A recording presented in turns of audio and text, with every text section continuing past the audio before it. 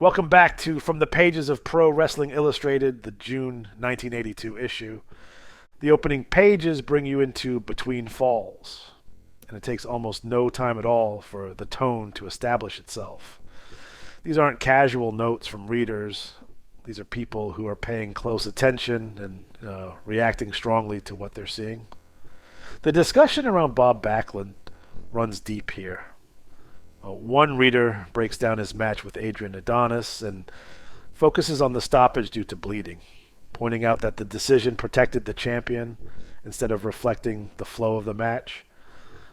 There's a sense that Backlund is being questioned not just as a wrestler, but as a standard bearer. That same letter shifts into praise for Adonis, calling him one of the most scientific wrestlers in the sport, someone who controlled the pace and showed a different level of technique. Then the page changes direction completely, and now you're reading a poem written about Jimmy Valiant, describing him with energy, personality, and admiration. It's detailed, it's personal, and it shows how deeply fans connected to certain performers. That combination of critique and celebration sits side by side, and it defines the mood of the issue before anything else has a chance to. King's Court follows with Dino Bravo, and the pace becomes more deliberate. The writing here doesn't rush.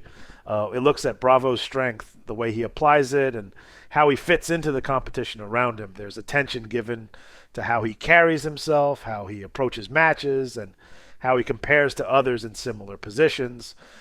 It reads like an effort to place him clearly within the structure of the sport, not just present him as another name moving through it. Ringside with Bill Apter opens things outward again.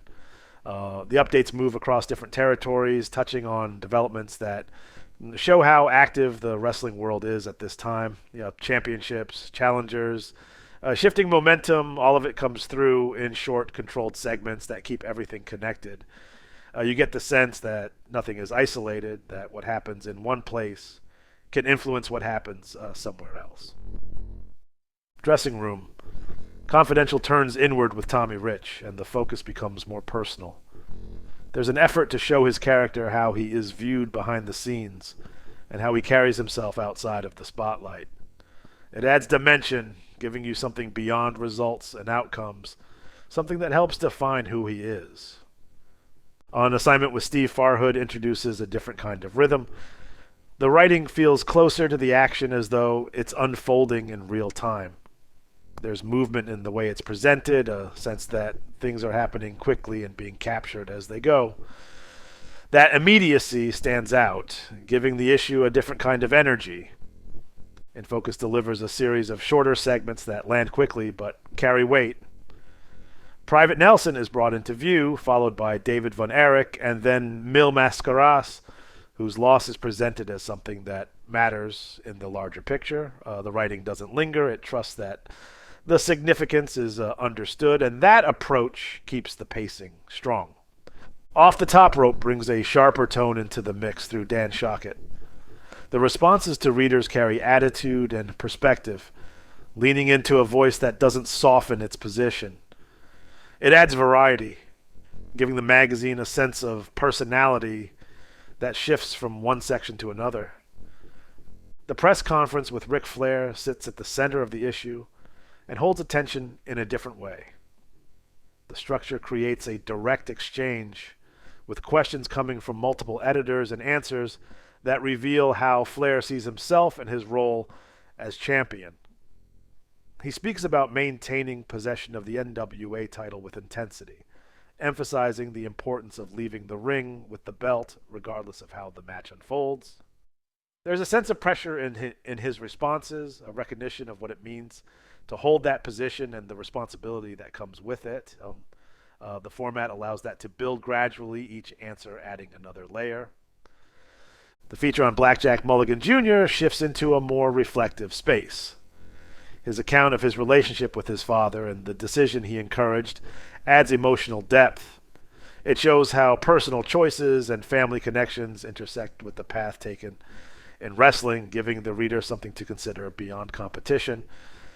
What they are saying continues to bring in multiple voices, allowing wrestlers to speak directly in shorter statements. Each one contributes to the overall understanding of the landscape. reinforcing that there are many perspectives shaping how things are seen. The Fan's Guide to the NWA Tag Team Tournament introduces structure and progression. It lays out the tournament in a way that allows readers to follow along, to understand how teams advance and how the competition develops. It brings clarity to something that unfolds over time, making it easier to stay connected to the outcome. Ventura and Adonis are presented as a strong pairing, with Freddie Blassie adding presence and confidence to their position. The focus remains on how they could impact the current balance, particularly in relation to Bob Backlund. There is an emphasis on their ability and how they work together, creating a sense of potential around them. The PWI close-up on Nick Bockwinkel provides a detailed look at the AWA champion. His approach, his composure, and his standing are all highlighted, presenting him as someone defined by control and consistency. The full-color pinup that follows reinforces that image, giving a visual representation that aligns with the written profile and elevates his presence further. Patera and Duncombe are examined with attention to both their strengths and the challenges they face. The writing looks at what they bring as a team and what may be preventing them from reaching the top position. It leaves space for interpretation, allowing the reader to consider their standing without forcing a conclusion. A Wrestling Inquirer brings in updates that feel immediate, presenting information in a way that suggests ongoing developments.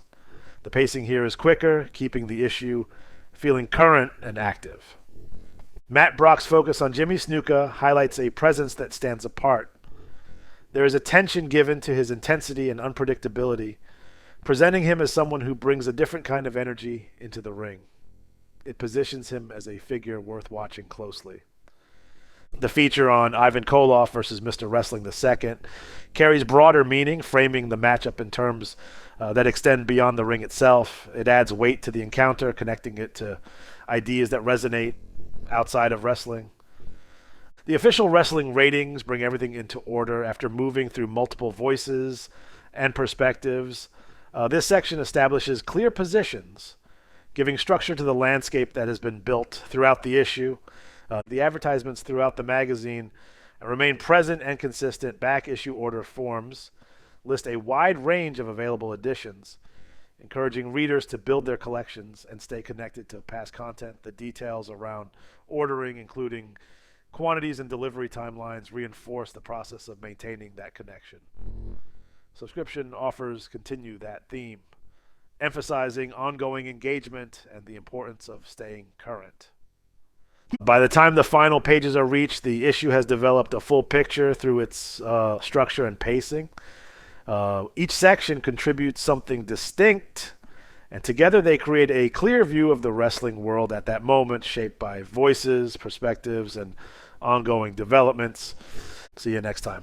Farewell from the Empire State.